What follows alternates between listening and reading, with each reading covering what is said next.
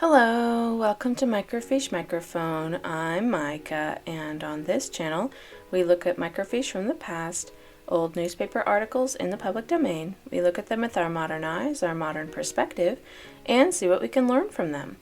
On this microfiche time capsule, we are looking back at the Juvenile Instructor from July 1st, 1900, and we are continuing our Lives of Our Leaders series, and this one is called Lives of Our Leaders, the Apostles, Heber J. Grant. Now, at the time, 1900, Heber J. Grant was actually a fairly new apostle, as far as apostles go.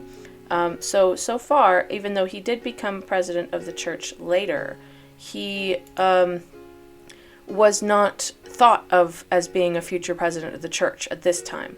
So I'm actually really interested to see how they portray his life before he became really important, So let's see. He was born in 1856 and he was called to the Quorum of the 12 in October 1882. So he had been there a little while. I mean, as long as John Henry Smith and, Francis M. Lyman had been there, or almost as long. But he wasn't really thought of as he's definitely going to be the next one of the presidents of the church, because he became president of the church in 1918. He followed Joseph F. Smith.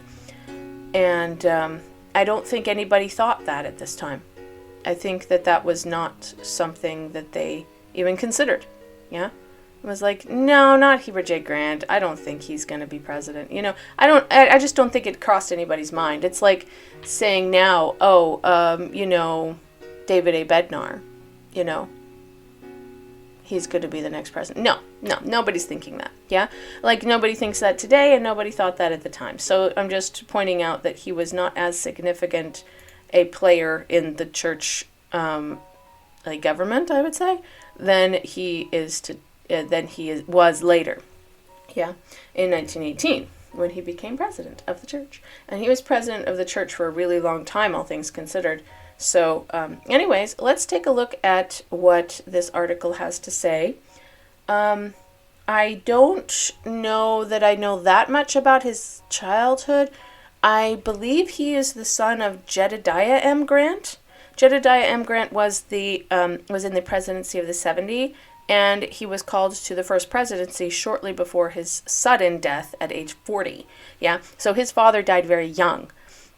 And I know that Brigham Young took a great interest in him because he was, he was an orphan. Well, he wasn't an orphan. He had his mother, but he needed like a father figure. And so Brigham Young kind of stepped up when he was young.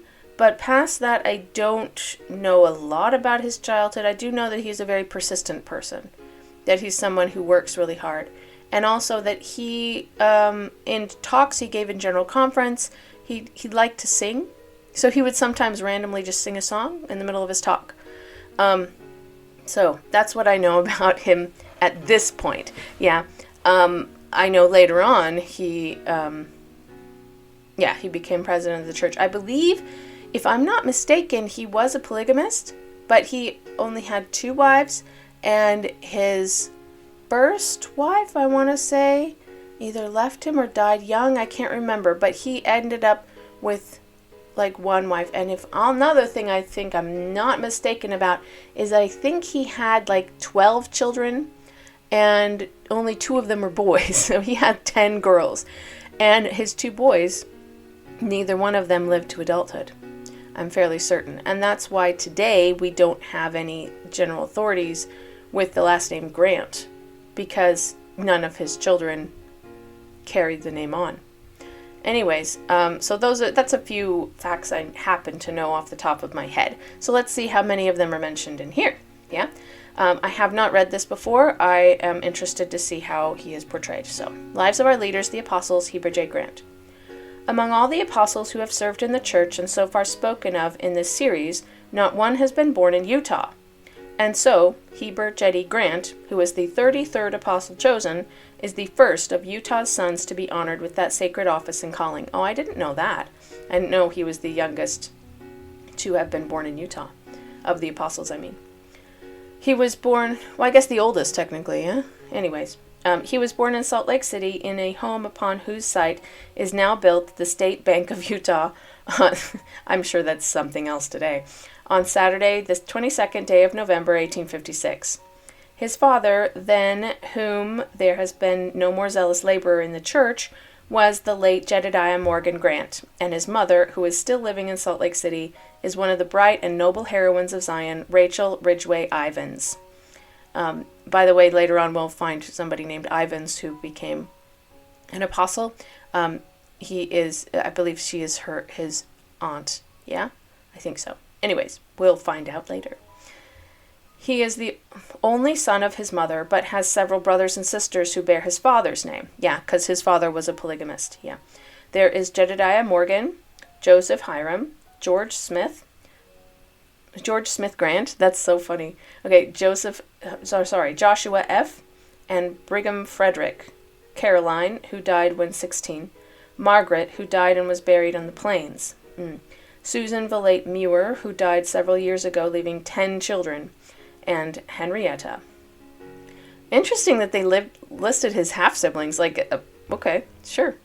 Apostle Grant has obtained his business training as well as his education by self-effort and sheer force of determination, which quality is the peculiar and leading index to his character and career. I think everyone would agree with that who is familiar with his history. Yeah. When a child, he attended a school taught by the mother of Matthias F. Cowley. Oh, I didn't know that either. Huh.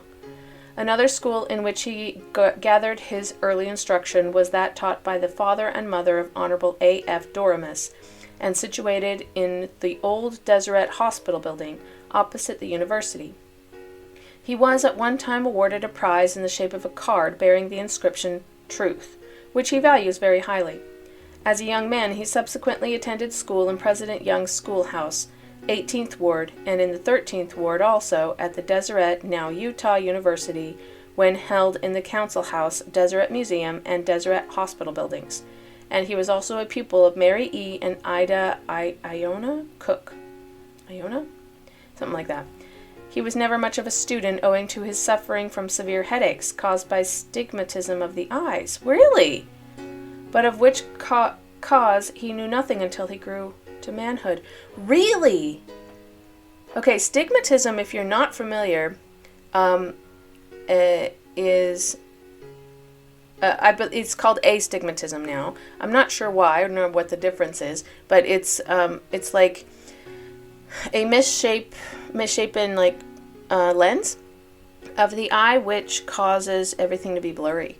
Yeah, and it can be corrected by glasses. I'm fascinated to the fact that they didn't realize that he couldn't see properly. Poor thing. No wonder he got migraines.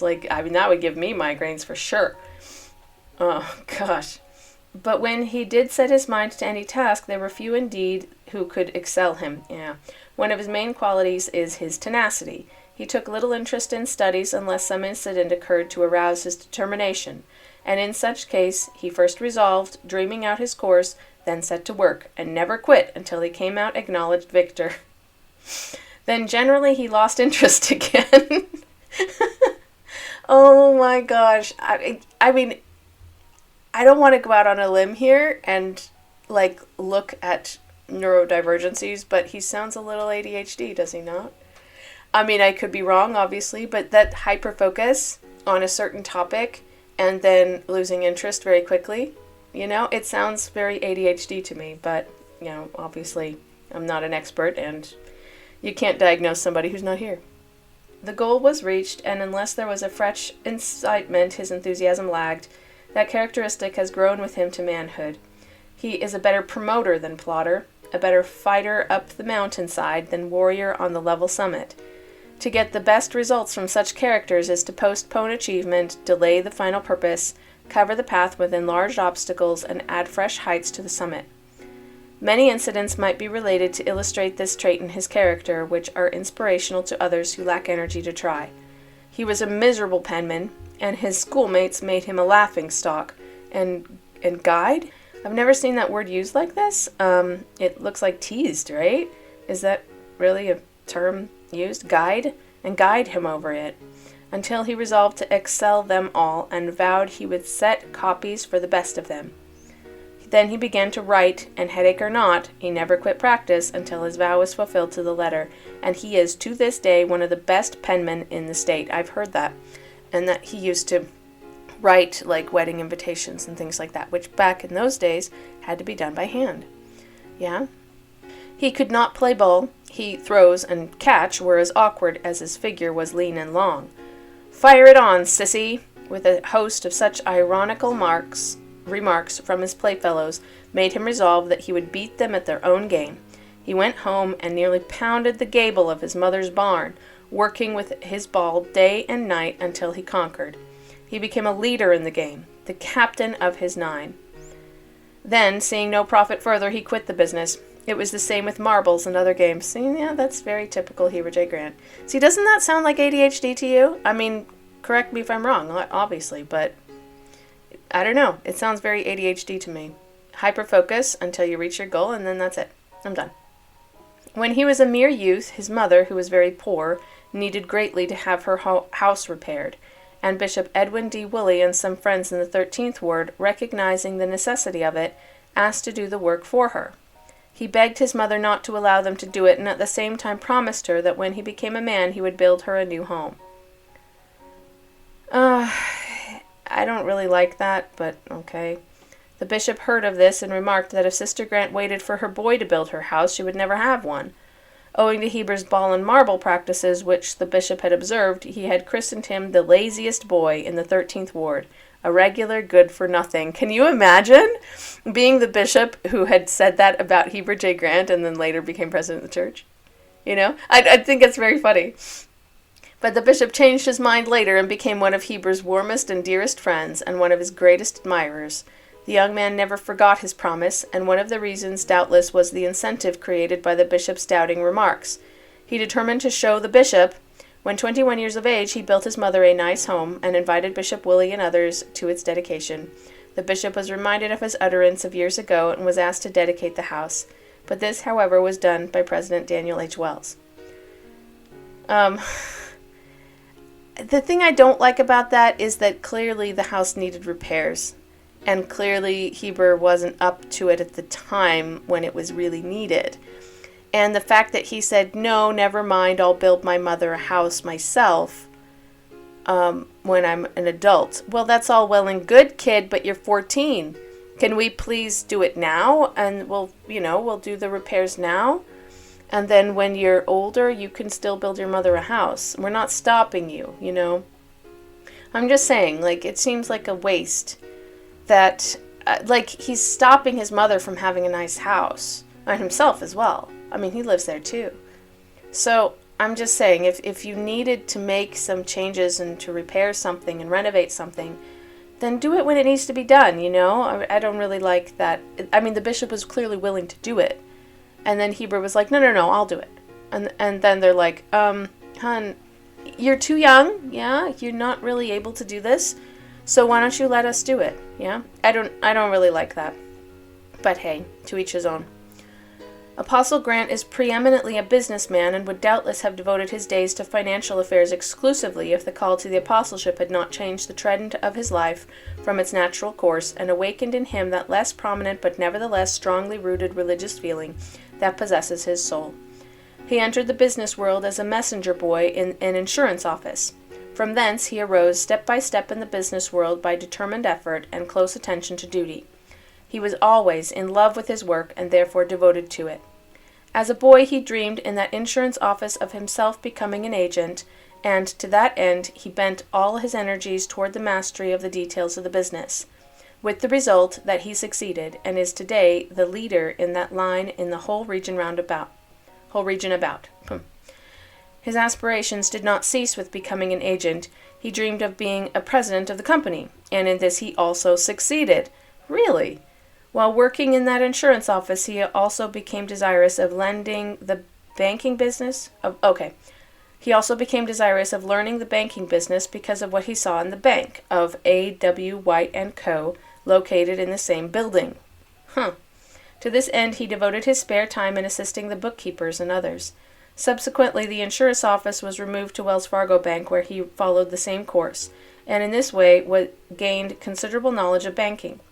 By close attention to work, he was rewarded by the receipt of a New Year's present of $100 from his employer, Mr. Henry Wadsworth, who was also agent of the banking house of Wells Fargo & Co. His efforts in learning banking led to his securing the position of assistant cashier in Zions Savings Bank and Trust Co. during the absence on a mission of the cashier B. H. Shetler. This position led him to desire the presidency of a bank, which desire was gratified by his becoming the president of the State Bank of Utah at its organization in 1890, which position he still holds. Interesting. Hang on, organization in 1890, he was already an apostle at the time.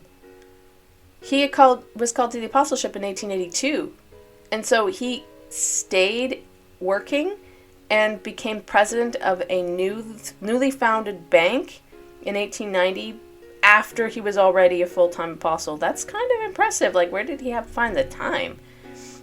But I sincerely hope that he didn't neglect his church duties because of that. An apostleship is considered a very sacred calling, and I think that most people in the church would kind of take exception to him having another job. I'm just saying. He has held other responsible positions, having been vice president of the Salt Lake Herald Co., a director of the National Bank in Provo, Provo Woolen Mills Co., and Oregon Lumber Co., and at present he is president of the Home Fire Insurance Co. of Utah, the Salt Lake Theater Co., the Co-op Wagon and Machine Co., and of the insurance firm of H.J. Grant & Co. He was elected a director of ZCMI in 1887 and subsequently became chairman of the executive committee of that institution. His business maxims are promptness in keeping appointments and in fulfilling promises, and he always aimed to give value received to those who employed him. Since he became an employer, he has always sought to treat his employees with respect and consideration. Clearly he's a very hard worker, but and that's quite an impressive list of things that he did, but I can't help but think that he doesn't really have time to be an apostle. I'm just putting that out there. There is an inspiring illustration in his career which shows that a desire, a dream in a young person, followed by persistent effort, is sure of fruition and fulfillment. His father died when he was 9 days old, and the family was left in poor financial circumstances. In fact, Apostle Grant as a boy was reared in poverty. He was passionately fond of the theater, and not being able to pay the admission price of 25 cents to the third gallery, he secured admission by carrying water into that height. He was soon promoted because of his faithfulness, a leading trait in all his work, to the second gallery, which gave him great delight and encouragement. The boy dreamer of progress is today the principal stockholder in the Salt Lake Theater, and has now the privilege of occupying a box with 6 chairs, free of charge. My youthful readers may easily imagine with what satisfaction he gazes up into the third gallery, recalling the episodes of his youth. I like that story, actually. That's really nice, because it's something that he really wanted, and he was willing to work for it. But yeah, that he grew up in poverty was something I did know. Yeah. Apostle Grant has filled a number of important financial missions for the church and for the institution with which he is connected. In the Panic of 1890-91, he visited leading eastern and western cities and obtained several $100,000 to aid institutions in Utah that were in financial distress. During the succeeding dark days of 1893, he crossed the continent on such missions 4 times, and succeeded marvelously, and by the aid of God, as he declares, in securing something over $500,000 for the church and business institutions with which he is connected. He was sent with the promise of President Woodruff that he should succeed. He had implicit faith in the prophet of God, and that his words would be verified, which they were. Heber J. Grant held the offices of Elder and 70 prior to his ordination to a high priest in October 1880. He was ordained an apostle under the hands of the First Presidency and Apostles on October 16, 1882, President George Q. Cannon being mouth. His ecclesiastical missions have been in various stakes of Zion, in different states and territories of the Union, and in Mexico, with Apostle Brigham Young and others. So that's Brigham Young Jr. Just thought I'd throw that out there. He went to Sonora, Mexico before any of the saints were located in that country. Their special work was to open up the gospel to the Yaqui Indians. In 1883-84, he, with Apostle Young, visited Brigham Young Jr., just thought I'd throw that out there, visited the Indians of the Navajo Nation and the Moquis, Zuni, and Papago Indians. While away, they called a number of brethren and set them apart to labor among these Indians. Apostle Grant's efforts, both in the business and in the religious world, have been largely inspired by the strong love for his mother, whose love for him, he declares, is beyond his ability to tell. In his youth, his principal inspiration for effort came from her. He has strengthened his testimony of the gospel of Jesus Christ by exerting himself diligently to faithfully perform the duties imposed upon him. The reading of Smiles' works on character, self-help, and thrift in his boyhood has added greatly in assisting him to exert his best efforts to succeed. I'm trying to remember when they mentioned Smiles' works. Samuel Smiles, I believe was his name, and he wrote like moral kinds of, like philosophical kinds of writings, and I'm trying to remember who it was that read them. I think it was Joseph F. Smith, who was a big fan of Smiles. I haven't read anything from him, so I can't really attest to what it's about, but I do know that he wrote a lot about these kind of topics. So, and I am pretty sure it was Joseph F. Smith who read him as well, because Joseph F. Smith was the one that I was shocked had never been to school. But it turned out that he did know how to read and write, and he loved to read, so he learned things from books. All right, sorry, this isn't about him. This is back to Heber J. Grant. So apparently Heber J. Grant also read them, which I think is interesting. I feel like he had something in common with Joseph F. Smith, did he not? Since they both lost their fathers at a very young age. Yeah? And kind of both grew up in poverty, I believe. He declares, too, that the articles in the Old Wilson and National School readers have had great influence in the formation of his character.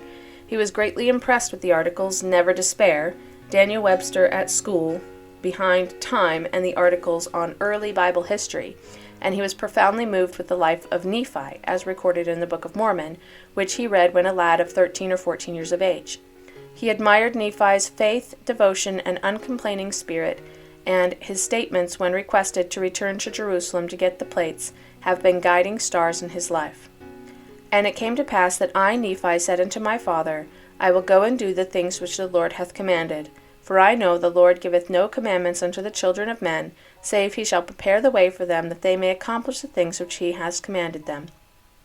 But behold, I said unto them, that as the Lord liveth, we will not go down unto our father in the wilderness, until we have accomplished the thing which the Lord has commanded us. And it came to pass that I spake unto my brethren, saying, Let us go up unto Jerusalem, and let us be faithful in keeping the commandments of the Lord. For behold, he is mightier than all the earth. And why not mightier than Laban in his 50? Yea, or even his tens of thousands. Yeah, that's 1 Nephi 3, 7 through 9, I believe. 1 Nephi 3, 7, I'm pretty sure most people know that one, yeah. But it's clearly not only 7, but it's also a couple verses after. And, yeah. You can see, like, from that scripture, that really encapsulates his life, yeah? As the Lord liveth, we will not go down unto our father in the wilderness until we have accomplished the thing which the Lord has commanded us. I feel like if I were to pick out a scripture that really embodies Heber J. Grant, I feel like that would be it, you know? 1 Nephi 3, 8. It cannot be said, however, that he has been a great reader, but that he has read has been a matter that is worth remembering. Okay, he has always sought for the gem in his reading, and then tried to put the good therein into the practice of his life. He is fond of poetry and music. Pope's Essay on Man and Essay on Criticism have pleased him greatly, and his favorite novels are written by Dickens. But the books which he enjoys most are such as inspire the young to success, such works as Samuel Smiles. Yeah, they talked about character, self-help, thrift, and, you know. He is passionately fond of music, and while nature does not seem to have especially intended him for a singer, his determination to learn to sing the songs of Zion is worthy of emulation, and his success in this line is an illustration of the truth that he who tries will conquer. Yeah, I did mention that he liked to sing during his conference talks. Yeah. Apostle Grant is a thorough believer in work, and he has little use for boys and girls, men or women, who shirk labor. I consider that work is beyond value for the young. One of the greatest blessings that can come to a young man is to have his time fully occupied. It develops him, and the more labor he does, the greater his capacity for work becomes, and the greater the ease with which he may accomplish anything he desires. Brother Grant has had no opportunity to learn a trade, and he has no profession. His leading aim in life is to discharge acceptably the duties which devolve upon him as an apostle of the Lord Jesus Christ, and he enjoys that work best which brings him as a minister among the youth of Zion. He is active, energetic, determined, and the obstacle must be great indeed, which shall deter him from achieving success in any line that he may set his heart upon. One of his leading traits of character, in fact, is his desire and determination to succeed when he sets out to win. He takes genuine pleasure in laboring to accomplish results, and this is one of the main reasons why he has succeeded. Every person in the church has had his faith tried. If not, that is likely to occur at some time, and so it will be inspiring to all to learn that Apostle Grant is not without his experience. In this case, it resulted, in the end, in strengthening his testimony. So will yours if you continue true to your testimony as he did. Okay, that was a little... Okay, so this is an article written for the Juvenile Instructor, yeah? It's for children. Children, young adults. Young adult. I like adults as being too broad of a term. It's for teenagers, yeah? And like throwing something in that's a little preachy, I actually think you're going to lose your young audience. I'm just saying. And so will yours if you continue true to your testimony as he did. Well, gee, you don't have to say it that explicitly. Like explicitly. Because if you read, like, what he did, he's being a good example. If you want to follow his example, you'll probably achieve similar things. And if you don't, then you won't. I think that's pretty obvious. I don't know. I'm just saying. That's a little annoying that they came out and said it so blatantly. When a child, he received a patriarchal blessing, which he often read, and in which he had implicit faith. Among other things, he was promised that he should be called to the ministry in his youth, which he interpreted to mean that he would be asked to fill a mission, to preach the gospel. Yeah, that's a decent conclusion. I would think that too. He expected that, like Erastus Snow, Joseph F. Smith, and others who were ministers at the age of 15 and 16 years old, he would be thus called at an early age, but years passed and he was not selected. Some of my associates, he said to the writer, were called and returned home. Still, I was left. And a spirit constantly followed me, whispering that I knew the patriarch had lied to me, and therefore I ought to renounce my allegiance to the work of God. I finally said to myself, I know the gospel is true. I have had so many testimonies that I cannot doubt it, and no matter how many patriarchs may have made statements that are not true, I do not purpose to make shipwreck of my faith and lose eternal salvation because of a mistake on the part of a patriarch. It was not long after he had so determined that he was called, just before he was 24 years of age, to preside over the Tooele stake of Zion, the youngest stake president in all of the church. Up to that time he had seldom spoken in public, and he felt his lack of ability very keenly. In this call to preside over a stake of Zion came the fulfillment in very deed of the words of the patriarch, upon which the young president had so far placed a wrong interpretation. Okay. Interesting, he didn't go on a mission then. As the truth dawned upon him, he felt that he had conquered doubt by faith in God and in his work. This incident, which had been a great test of his belief and the trial of his life, became and is one of the strong testimonies that has served to strengthen his faith in God and in the priesthood. It has proved that the servants of the Lord have the inspiration of the office which they hold. Other promises made by the servants of the Lord to him have been fulfilled, in which he sees added testimony of the interest of the divine in the affairs of the church. Thus, when he was blessed by Patriarch John Roberry, he While still acting as president of the Tooele stake, he was promised that he would be chosen to be one of the leaders of Israel. In his youth, Sister Eliza R. Snow, in the Gift of Tongues, promised him that he should be one of the leading men of the church. The interpretation being given by Sister Zina D. Young at the home of the late William C. Staines. All three of those names are very prominent in church history, so if you want to look them up. His call to the apostleship is a fulfillment of these inspired sayings, and it has all strengthened his faith. Brother Grant's experience is full of testimonies that God lives and that he answers prayers. When his wife, Lucy Stringham, to whom he was married in St. George, November 1st, 1877, died some years ago, he received a manifestation from the Lord in direct answer to his prayer. His wife, let it be said in passing, was one of the noble daughters of God, a woman of excellent character, sweet disposition, and a judgment in business affairs which was no small factor in Heber's early financial success. While she was dying, her daughter Lucy, then a little over 12 years of age, insisted that the father should administer to the mother and heal her. Such was the child's faith. I sent my children out of the room, he told me, and pleaded with the Lord to give me some special manifestation that in the death of my wife his will would be done. I told him that I acknowledged his hand in life or in death, in prosperity or in adversity, but that I lacked strength to see my wife die and have it affect the faith of my children in the ordinances of the gospel. Shortly thereafter his wife died, and when he then called the children into the room, his daughter Lucy, putting her arms around the necks of her younger sisters and also her little brother, told them not to cry, because the voice of the Lord had told her, in the death of your mama, the will of the Lord will be done. As the child knew nothing of the father's prayer, it is evident that the answer came from God to her in answer thereto, a fact which Brother Grant considers a special manifestation of the Lord's goodness to him, and which he declares he will ever remember with gratitude and thanksgiving. Wow, that's really powerful.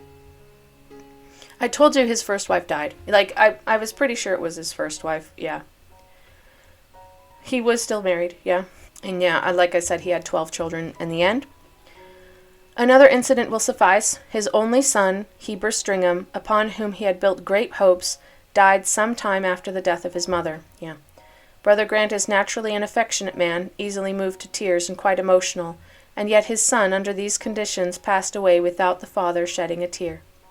There was in my home a very calm, sweet, heavenly influence. Without the supporting influence of the Holy Spirit, he declares, it would be impossible for me to undergo almost joyfully a scene of this kind. I felt almost a heavenly joy, notwithstanding the sorrow which had come into my life. He explained that a dream was the cause of it. Just a few hours before my son's death, I dreamed his mother came for him, and after a discussion with my mother, I dreamed I had allowed her to take my son, as I felt impressed in my dream that he would be a cripple all his life, should he live, since his trouble was hip disease. In his own life, too, he and his have been assured with faith in the promises of God.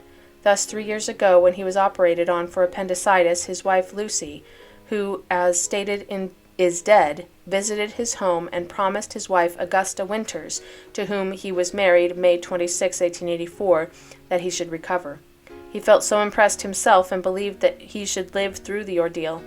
When, therefore, after the operation, the doctor said that the blood poison had set in, and he could not live, neither his wife nor himself felt any alarm, but both had a perfect assurance that he should recover, and their faith was not in vain. Wow, that must have been terrifying.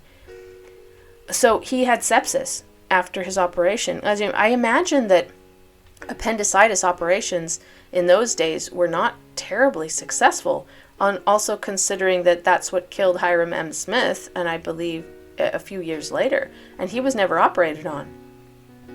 Maybe they were that afraid of sepsis that they didn't even bother. But he was successfully operated on for the same thing. That's really interesting to me. Because they both had appendicitis, and then only one recovered because he had allowed himself to be operated on and have his appendix removed. But Hiram M. Smith in 1918 had appendicitis, was not operated on, and died. I'm a little blown away. I had no idea that he had appendicitis. In those days, it was terrifying. And if you get sepsis, like today, if you get sepsis, you go to the hospital and you get IV antibiotics. and your life hangs in the balance for a few days until the antibiotics kick in to the point where you know this person's going to live or this person's going to die. Sepsis is very serious even today. Back then, there were no antibiotics. This is pre-antibiotics. Antibiotics were discovered in the 1930s, and they weren't even widespread until the late 40s.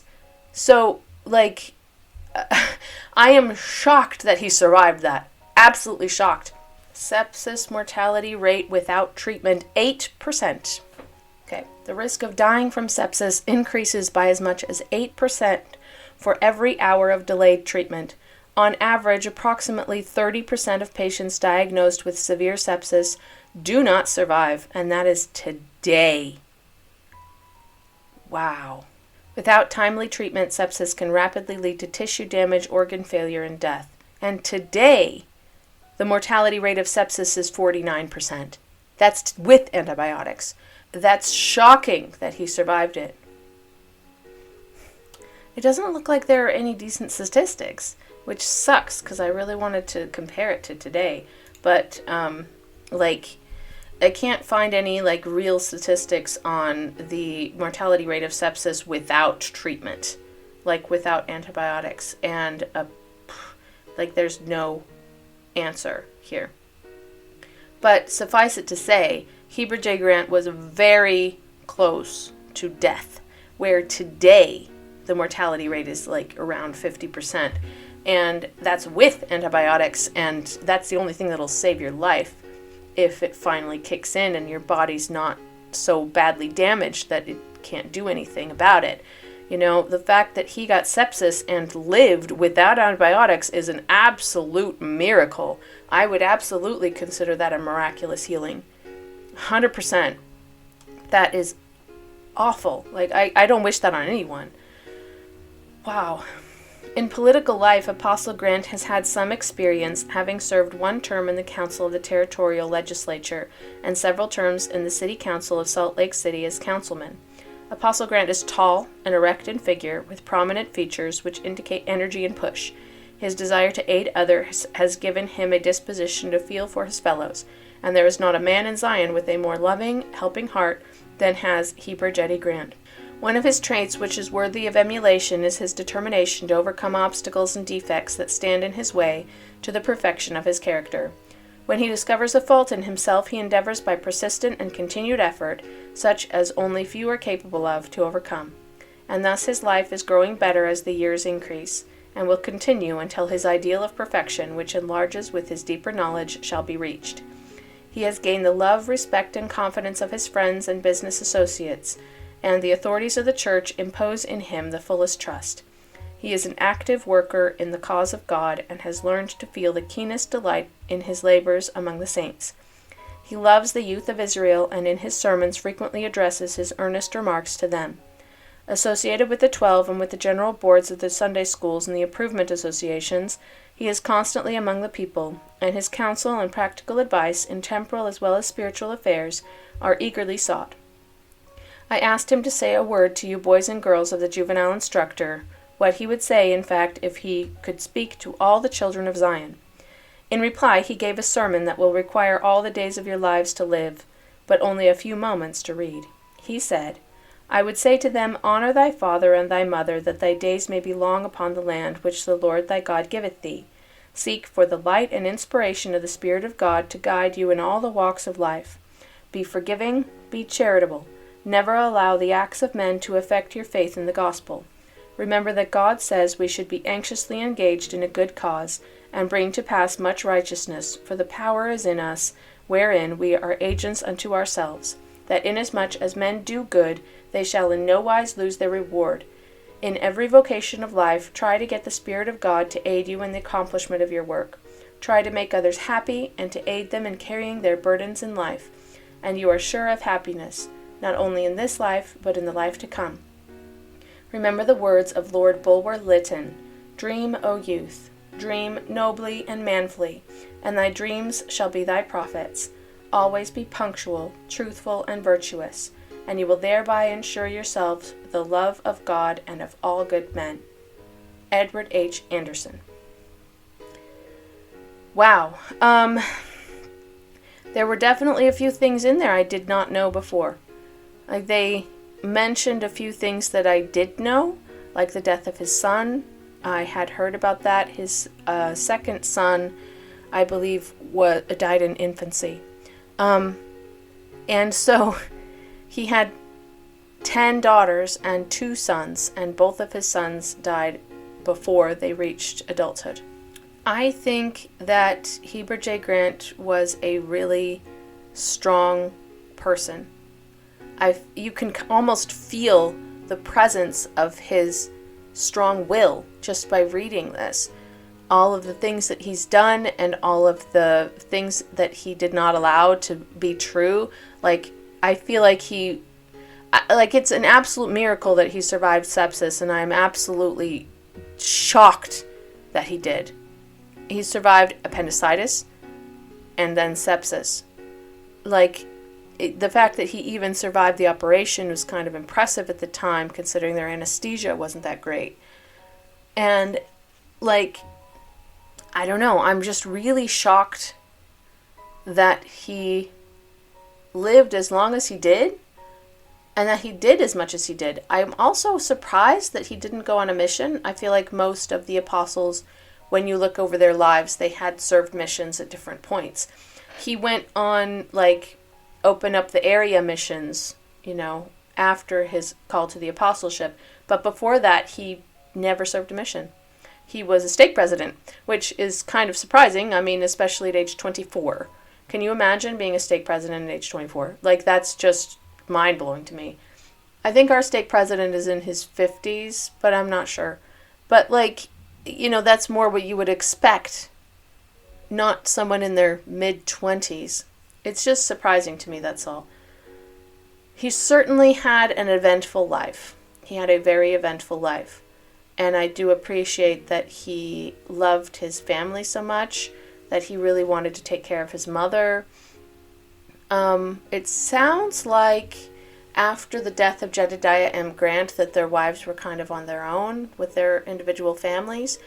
So it sounds like Rachel Ivins Grant was just there to raise her one son, who was born 9 days before the death of his father.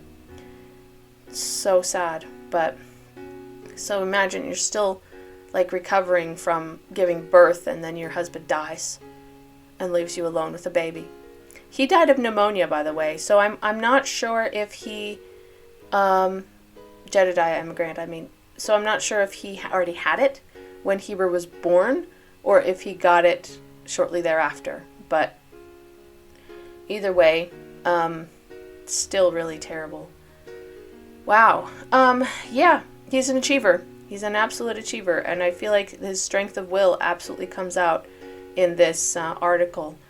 So, yeah, what do you think? What do you think of his life? Anything stood out to you? Anything you didn't know? Please write it in the comments below. Make sure to like the video, subscribe to the channel, and I hope to see you in the next video.